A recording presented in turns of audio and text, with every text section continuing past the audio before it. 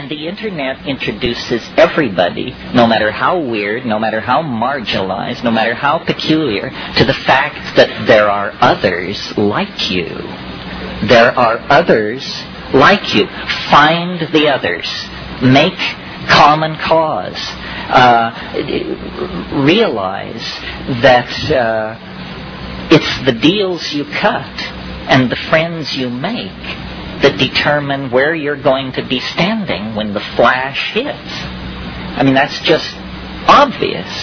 And the cultural game is a game of uniformitarianism. Cultural myths are that we are all alike. We Americans, each created equal. It's a necessary truth to do political business, but it is not the truth. The truth is that you are not created equal with yourself from day to day. Leave alone any comparison with anybody else. You are not the person you were yesterday, nor the person you will be next week. What is an observation like that? What shadow does it cast in a world of all people are created equal? So culture plays a game of simplification. If you can make people think alike, they will buy alike, they will worship alike, and if, politics demands it, they will kill alike. So the uniformitarian agenda of culture is not an agenda friendly to you or to me or to any other individual. And if you start out from that point of view, you will soon realize that culture is not your friend. Culture is not your friend. If you define yourself as a member of a group, of any group, know that that is a gross simplification, and that everything about you that is interesting and unique is betrayed by defining yourself in that way. Most racism is practiced by people of the race that they are making racial judgments about. White people have far more racial opinions about white people than any other racial group, because that's where they spend their time.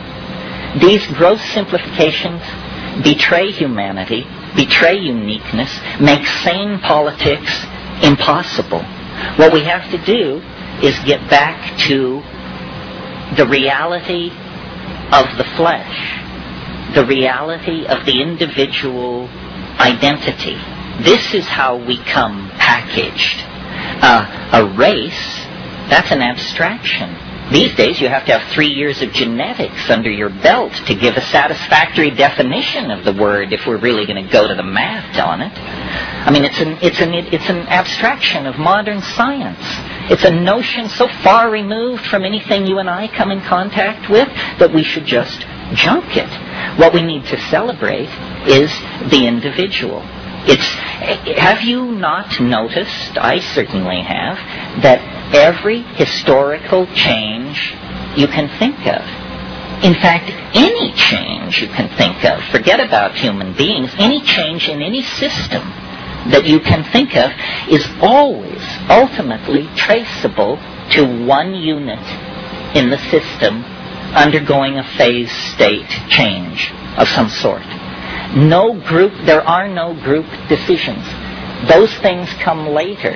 The genius of creativity and of initiation of activity always lies with the individual. And it's very interesting that this is what the psychedelics address. They address us uniquely as individuals. You can sit next to somebody who drank from the same bottle you did and be perfectly confident that their experience has very little congruency with your own.